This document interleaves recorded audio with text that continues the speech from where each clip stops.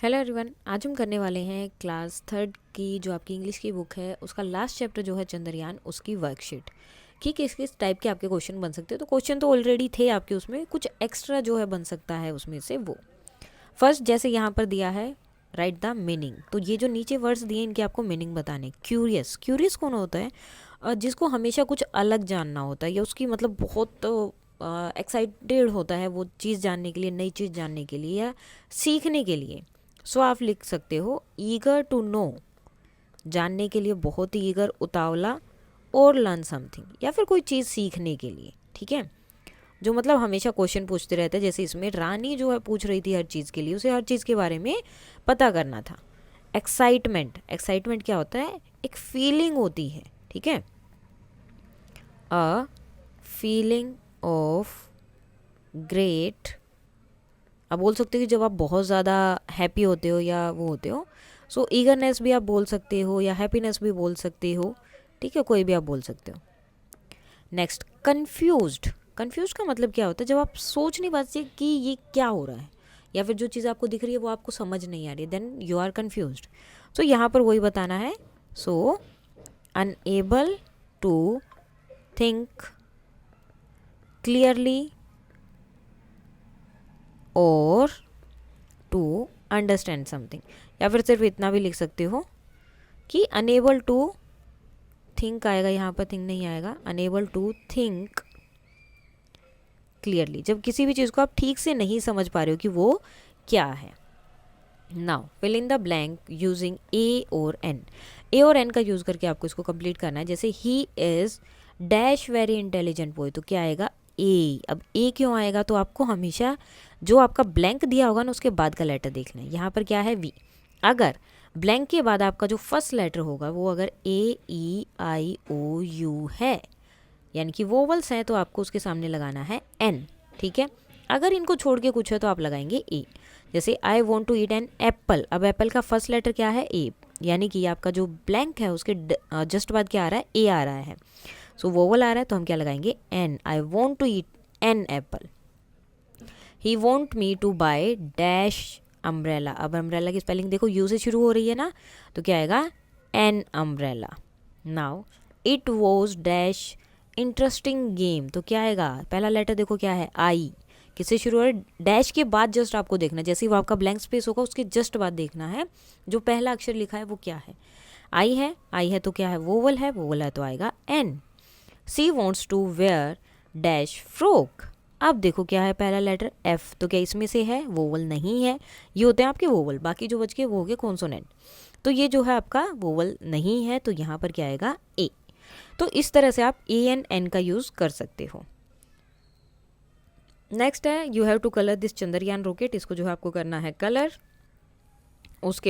उसके बाद यहाँ पर क्या है? आपको एक पिक्चर ड्रॉ करनी है। किसकी? मून की पिक्चर। जैसे इस तरह से आप ड्रॉ कर सकते हो मून की पिक्चर, एंड देन उसके बारे में कुछ लाइंस लिखनी है। जैसे द मून, अब क्या है, क्या क्या लिख सकते हो? The moon is earth's only satellite. Moon जो है अर्थ का जो है एक ही सैटेलाइट है, और कौन सा? नेचुरल। और जो आर्टिफिशियल है, जो बना के भेजे गए हैं बहुत सारे हैं, लेकिन नेचुरल सैटेलाइट सिर्फ एक ही है, नेचुरल सैटेलाइट। ओके, नेक्स्ट है इसके बाद में सैटेलाइट। सेकंड आप लिख सकते हैं इट शाइन्स। अब ये शाइन क्यों करता है? शाइन तो करता है ये बहुत ज़्यादा रात में, है ना? क्यों करता है? Because of the lights of the sun, जो इसको लाइट मिलती है सन से, उससे ये करता है। बिकॉज इट रिफ्लेक्ट, क्योंकि जो सन की लाइट आती है उसको वो क्या करता है? रिफ्लेक्ट्स करता है। रिफ्लेक्ट्स लाइट फ्रॉम द सन, सन से जो लाइट आती है उसको क्या करता है? ये रिफ्लेक्ट। सो सन। नेक्स्ट है the moon has many craters on its surface. The moon has many, बहुत सारे क्रेटर्स जो हैं इसके ऊपर देखने को मिलते हैं। क्रेटर्स ऑन इट्स सरफेस, जब भी सैटेलाइट वगैरह कुछ जाता है तो हमेशा क्रेटर्स उस पर बहुत ज़्यादा दिखने को मिलते हैं। देन इट टेक्स 27 डेज, किस में लेते हैं इसको? 27 डेज किस चीज़ के लिए लगते हैं? लगभग 27 होते हैं। फॉर द मून, किस लिए? For the moon to orbit earth, earth के चारों तरफ एक चक्कर लगाने के लिए इसे जो है लगभग 27 डेज लगते हैं।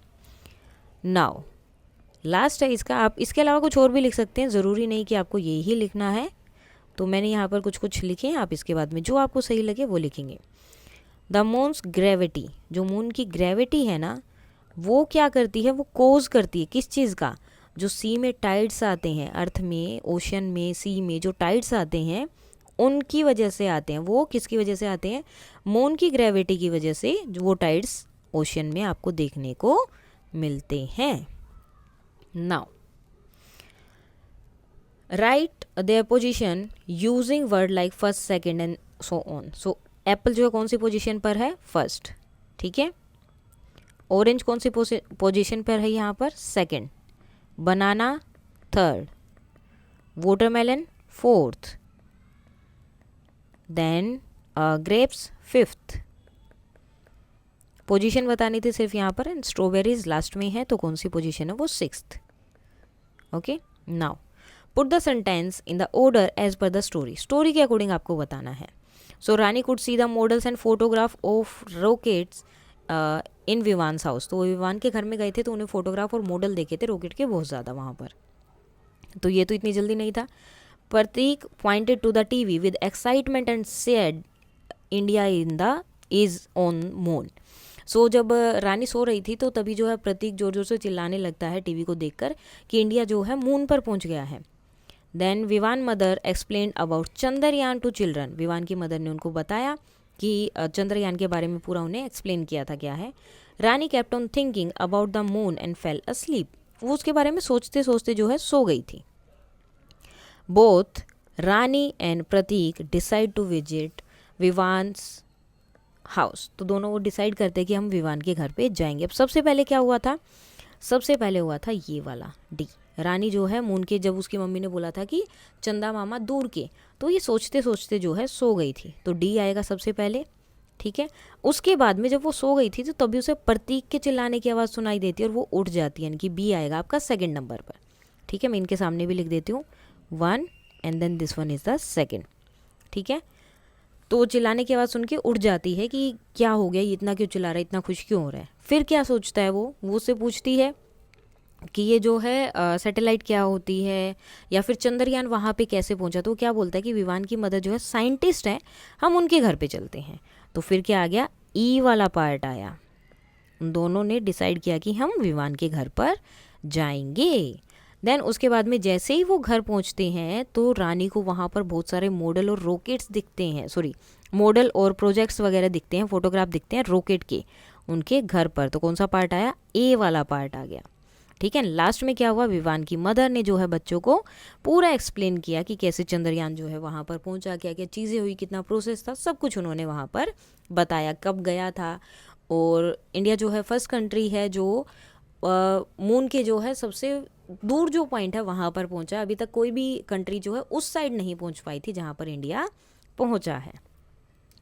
सो इसके साथ ही आपकी ये वर्कशीट हो जाती है कंप्लीट। कोई भी डाउट है तो आप बता सकते हैं। That's all for today and please like share and subscribe. Thank you.